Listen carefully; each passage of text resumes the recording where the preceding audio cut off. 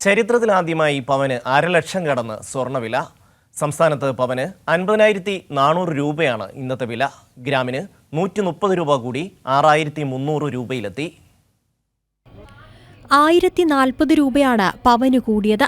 രാജ്യാന്തര മാർക്കറ്റിൽ ഒരൗൺസ് സ്വർണത്തിന് $2,236 നിലവിലെ വില. കൂടുതൽ നിക്ഷേപകരെ ആകർഷിക്കുമെന്നതിനാൽ സ്വർണ്ണവില ഇനിയും ഉയരുമെന്നാണ് സാമ്പത്തിക വിദഗ്ധരുടെ കണക്കുകൂട്ടൽ. ഈ മാസം തുടക്കത്തിൽ 46,320 രൂപയായിരുന്നതിൽ നിന്നാണ് ഈ കുതിച്ചുകയറ്റം.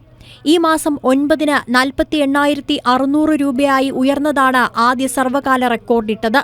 ഡോളറിന്റെ വിനിമയ നിരക്കിലുണ്ടായ വ്യത്യാസമാണ് രാജ്യാന്തര മാർക്കറ്റിൽ സ്വർണ്ണവില വർദ്ധിക്കാനിടയായത്.